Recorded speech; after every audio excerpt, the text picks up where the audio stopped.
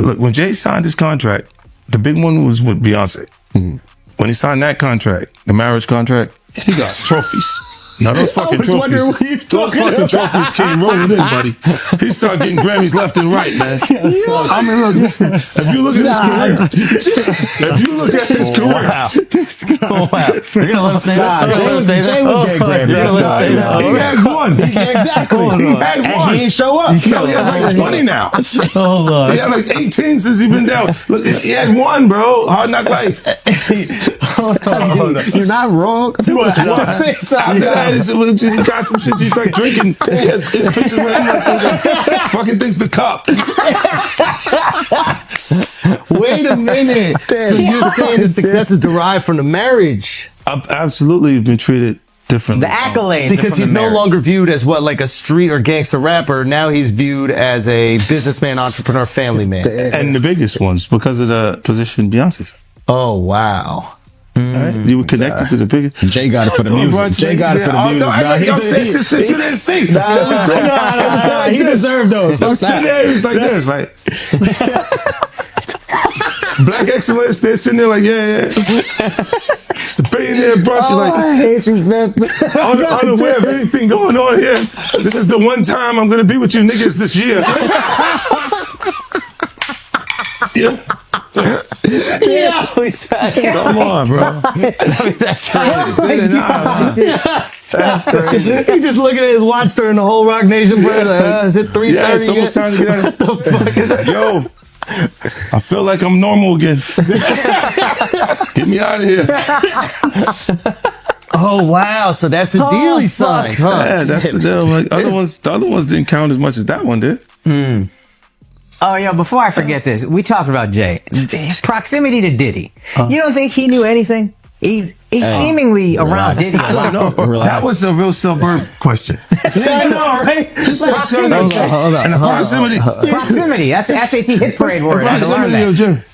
Do you think he fucking knew all of the shit that was going on?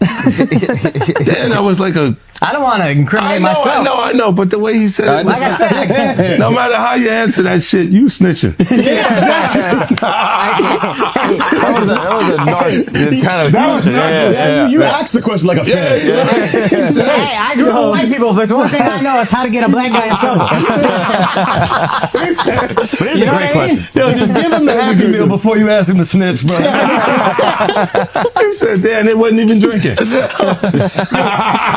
of, how the hell you pronounce Lechem? Lechemin-de-Roi. Okay. It's the King's Path. King's Path.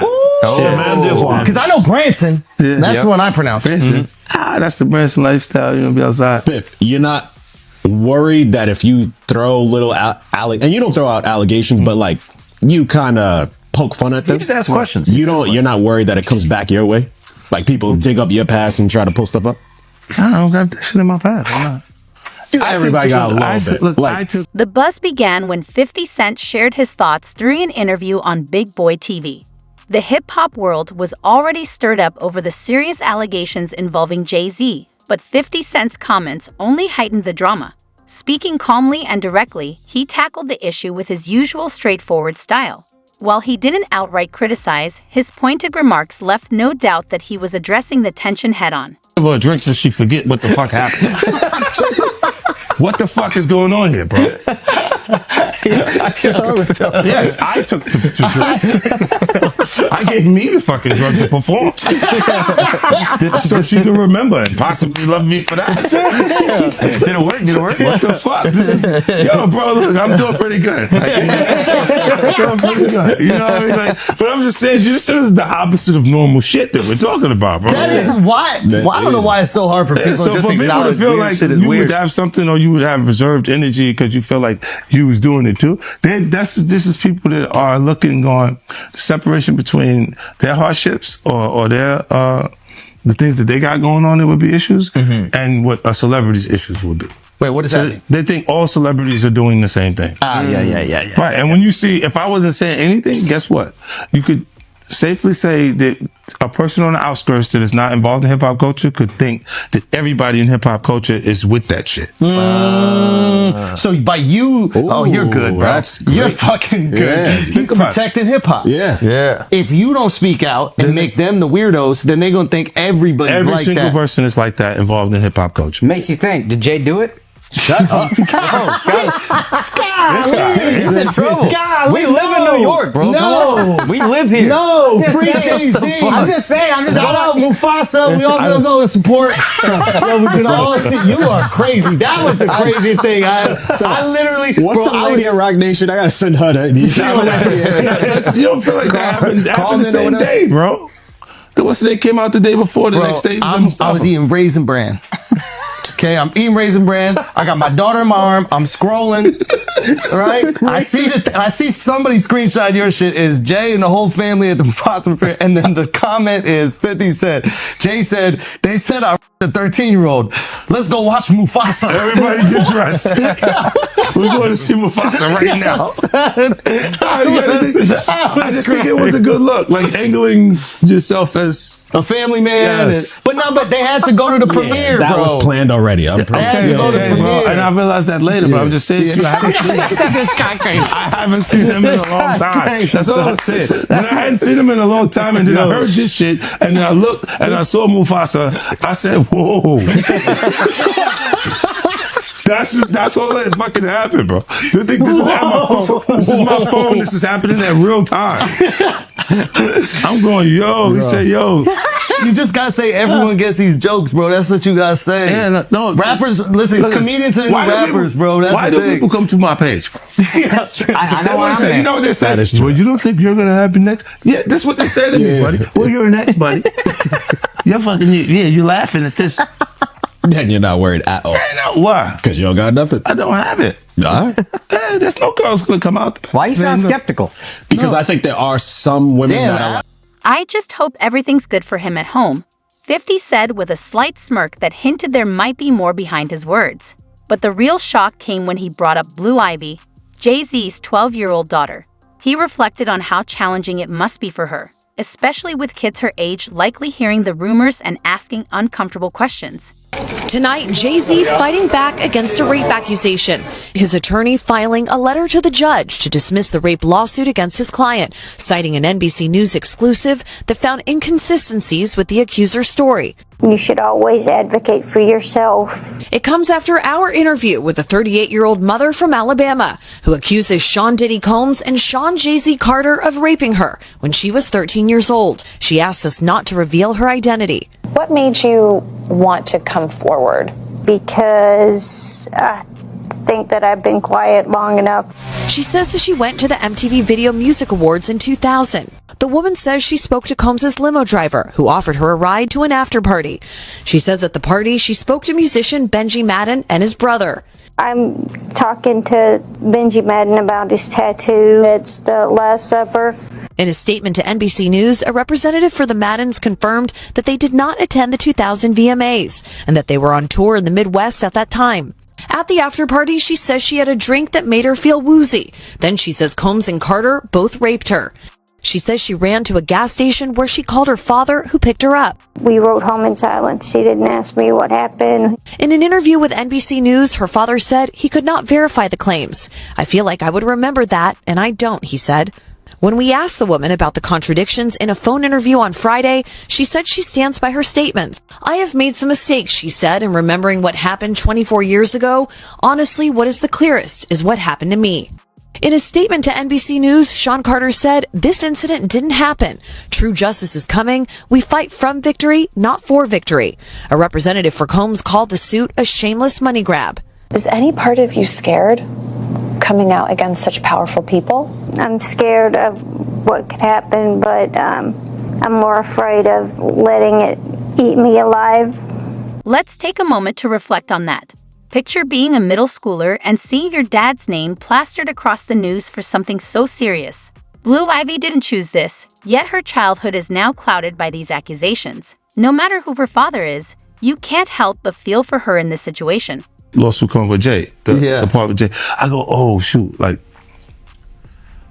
Then I think about it, I go, that had to be there. So when I was saying that he was missing, he just wasn't actively being out there because they was dealing with that. Wait, do you think there's truth to the Jay thing? There's no way. Know, like that, look, you know what's like if you say, I have this thing where I'm conflicted when it takes you 20 years to remember something happened to you.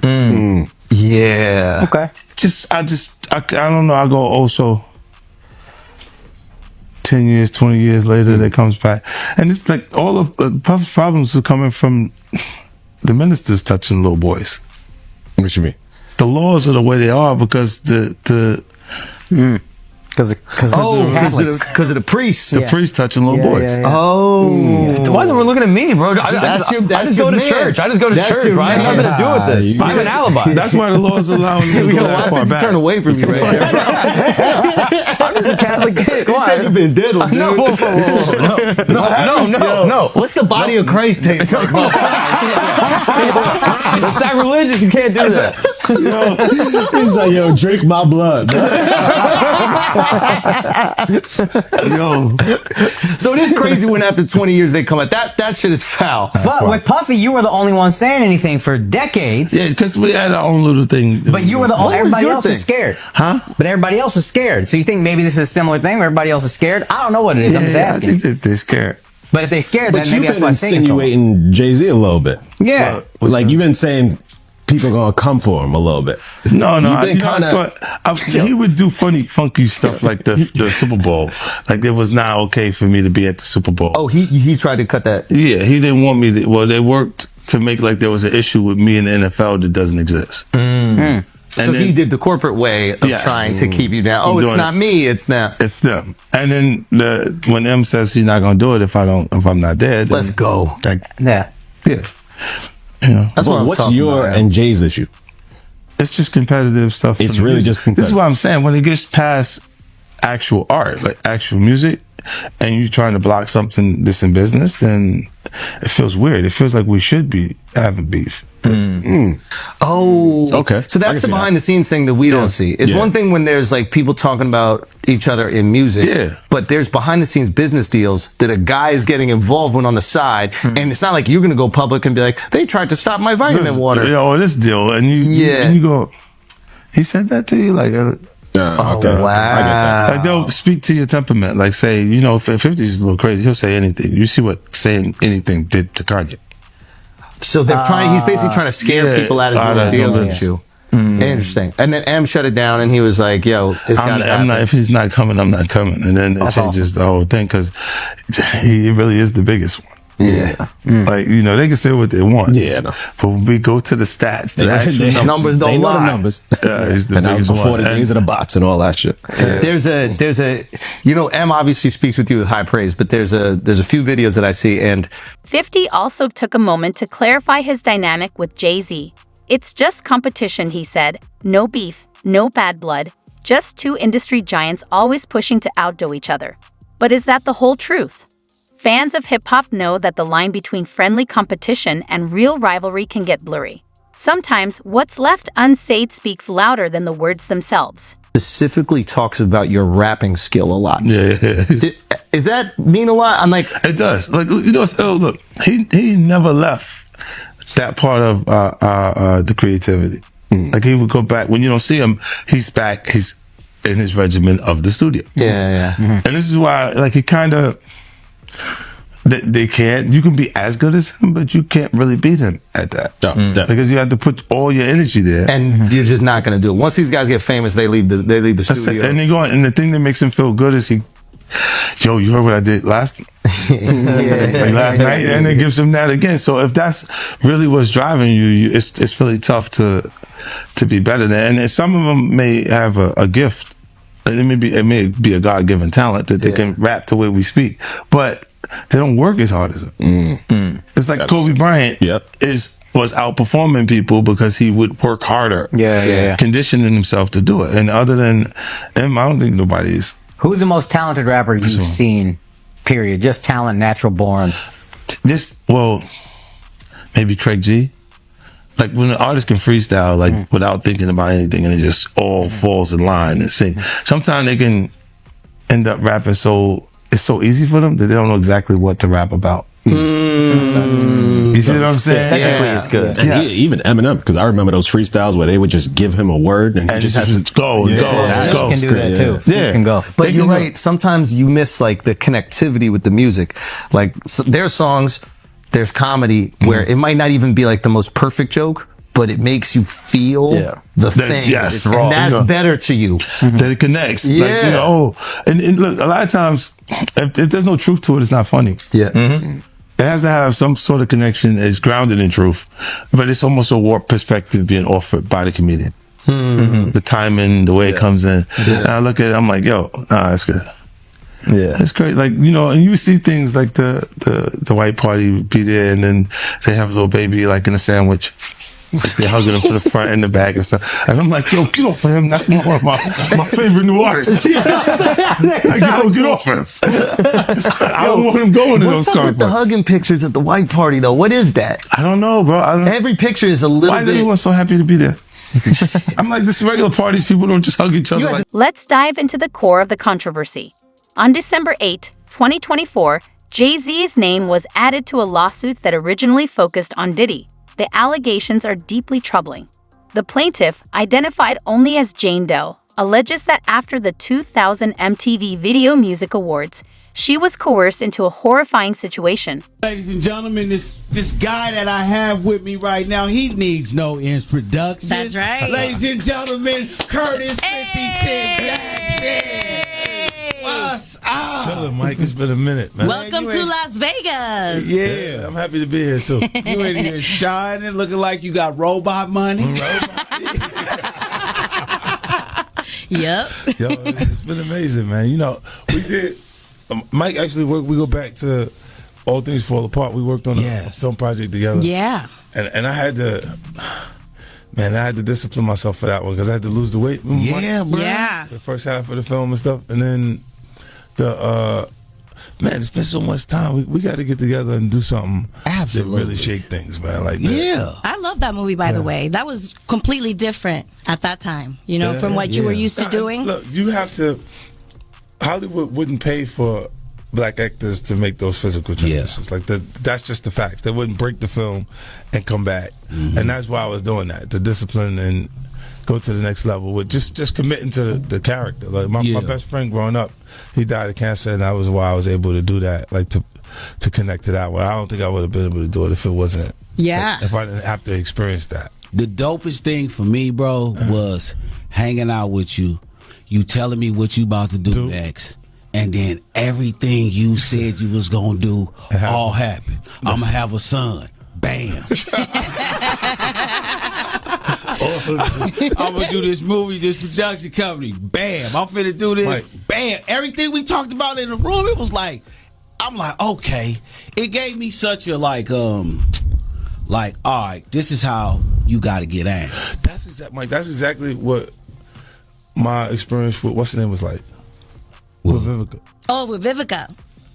She thought I was just saying this stuff like I was overzealous. Right. But I had really the plan, like the layout. Yeah. Like, so I'm saying, and then You had the vision. and then she went off doing stuff that because she didn't Believe it. believe it. Like, and then it was like it felt like the court was dragging the horse. Right. And then I had to move away from that because it felt weird, Mike. Like it's like our publicist and stuff was telling the stuff to do. Yeah. I was like, nah, this is crazy because she'd been on before me. You know? Okay. She was making me feel like a little boy. She was doing it, Mike, and then she would stop and say, "You like that? Hey, but You a bad look, motherfucker." she's still talking about you, bro. Yeah. I ain't like one time we was at the Soul Train Awards. And she was walking the red carpet, and I'm down there doing the red carpet. And she walked by, and I was like, 50, I got your ex, right? Oh, God. She got hot about that. I was like, well, I'm just playing around, like she was, set it off bad. Yeah, but that was one of those things, because when I be saying, I be kind of mapping it out, Mike, before I get to. No, you do. Like, people don't understand. Like, this dude told me every single thing you was about to do, and just, I'm just like, damn. And that was before you. The lawsuit claims that Jane Doe was trying to attend the event or its after party but didn't have a ticket. That's when a limo driver, allegedly connected to Diddy, approached her, saying she fit what Diddy was looking for. From there, things took a disturbing turn. She was reportedly taken to an after party, asked to sign a non-disclosure agreement, and given a drink that left her feeling disoriented.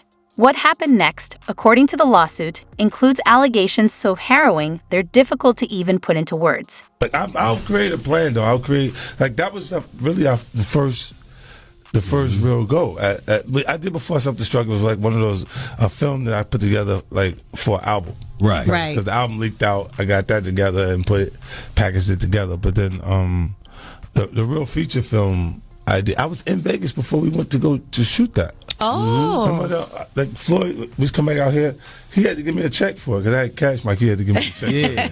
So I want to see the money first. That's how I be. Yeah, for Champ, he'll gamble, so he okay. He's like, just give me the money, take the check. Yeah. Right. You know, I wanted to ask you, like, what made you say, you know what, I'm finna go down here with True Blood is at and start my own production company. Yeah. What made you think on that large of a scale? What motivated you to do that? I'm looking at it like, look at Amazon, right? They'll create all of the actual transactions. Right. They get all the sales, and then they tell FedEx or they tell UPS, I need a deal. Mm-hmm. I need a deal. And then when they don't want to give them the deal that they want, they say, you know what? Fuck you, I'm going to do it myself. Right. And then they put the Amazon trucks out and they start making the deliveries themselves. They already got all of the business. Right. So they just create a whole nother business under it. And I looked at film production like I wanted to establish myself as a premium producer because a lot of times they make stuff and you go, it's not the best stuff. Right. And I hate that I see my people like that. Right. So I wanted to make it like all the way right. And then the process, like I had pitched Power to everybody. They told me no, Mike. Wow. No. And then I came back around because I had additional time. I wrote music that matched, that like was representation of the characters. Yeah. And we changed the pitch where Courtney would say a piece of what the show was about, and then we press play. Because the last place that they spend money in production is on film music licensing. Yeah. The idea was to create, you know, Empire had a different vision for their project. They brought Timbaland in and wanted to produce music that they can sell. Oh, wow. Because of how high the viewership is on the show. Yeah. Exactly. On Fox. Yeah. That they would be able to sell product. And then it was giving them a different connection because they was paying to have their cast go on the award shows. Right. So it'd be the award show go on, and then you'll just have the cast from the TV show come on, and they rapping and singing. And yeah, that's different. It was different. Yeah. And I was like, I didn't want to do that. I wanted to do what Curtis Mayfield did with Superfly. Oh, okay. Like where the music is the theme of every scene. Yeah, it's hard when you do that. Yeah, that's when, and if it's up to standard, Mike, like if it would sell on iTunes, then you know it's up to grade. Like it's up to standard. If not, then if I'm uncomfortable, like I perform the Power theme song, I perform that in my set. Oh man, yeah, you got to do that. Yeah, and it's been on television for like 10 years. Yeah. Yeah. You know, so people know that. They know that. Exactly. Immediately. And then, but I'm looking at it, Mike, like if it's... These are serious accusations that have sent shockwaves through the music industry.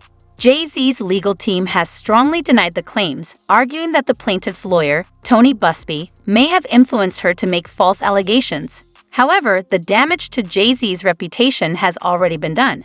You should always advocate for yourself and be a voice for yourself. You should never let what somebody else did ruin or run your life. A 38-year-old mother from Alabama who has filed a lawsuit accusing Sean Diddy Combs and Jay-Z of raping her when she was 13 years old is speaking out to NBC News for the first time. She asked us not to reveal her identity. What made you want to come forward and talk today? Because I think that I've been quiet long enough about what I've been through, and it's been hard enough to be quiet. But it's a chapter of my life that I'd like to close. An NBC News review of her account found inconsistencies with her allegations. She says that she went to the MTV Video Music Awards in 2000 to catch a glimpse of her favorite celebrities. You weren't scared to be all alone? No, with having autism is like feeling like you live your life in a shatterproof juggle ball. The world's on fire. The fire is inside the ball with you, but there's no way for you to get out. In addition to having autism, the woman says she suffered a head injury. The night of the 2000s VMAs, she says a friend drove her from Rochester, New York to Manhattan, a more than 5-hour drive. Her attorney provided NBC News with the name of the friend who has since died. The woman says she spoke to Combs's limo driver who offered her a ride to an after party. I stumbled upon Diddy's driver who told me that I was exactly what Diddy was looking for. What did you think when he said that to you? I thought it meant that I was just pretty. She went to a White House, she says, where she spoke to musicians Benji Madden and his brother. I'm talking to Benji Madden about his tattoo because, I have about his tattoo that's the Last Supper because I have a religious background. So it was just something to talk about. In a statement to NBC News, a representative of the Maddens confirmed that they did not attend the 2000 VMAs and that they were on tour in the Midwest at the time. At the after party, she says she had a drink that made her feel woozy. Then she says Combs and Carter. It's important to note that these allegations emerge at a time when society is less forgiving toward powerful men accused of misconduct. Jay-Z has built a reputation as a family man, business leader, and philanthropist. This lawsuit now poses a serious threat to that carefully crafted image. Pretty watched. Jay-Z comes in and rapes me. He at that point I was fighting, trying to get away from him, and he put his hand over my mouth and told me to stop it, cut the After the alleged rape, she says she ran to a gas station where she called her father, who picked her up and drove her home. We rode home in silence. He didn't ask me what happened. He didn't ask me what I did or where I was. In an interview with NBC News, her father said he could not verify the claims. Quote, I felt like I would remember that, and I don't. I have a lot going on, but that's something that would definitely stick in my mind, he said. When we asked the woman about the contradictions in a phone interview on Friday, she said that she stands by her statements. I have made some mistakes, she said. Honestly, what is the clearest is what happened to me. The inconsistencies in her account of an incident alleged to have happened 24 years ago does not necessarily mean the allegations are false. The accuser's attorney, Tony Busby, said, because we have interrogated her intensely, she has even agreed to submit to a polygraph. This has been extremely distressing for her, to the point she has experienced seizures and had to seek medical treatment due to the stress. In a statement to NBC News, Sean Carter said, this incident didn't happen, and yet he filed it in court and doubled down in the press. True justice is coming. We fight from victory, not for victory. Is any part of you scared coming out against such powerful people? Yeah, I'm scared of what could happen, but I'm more afraid of letting it eat me alive from the inside out than I am of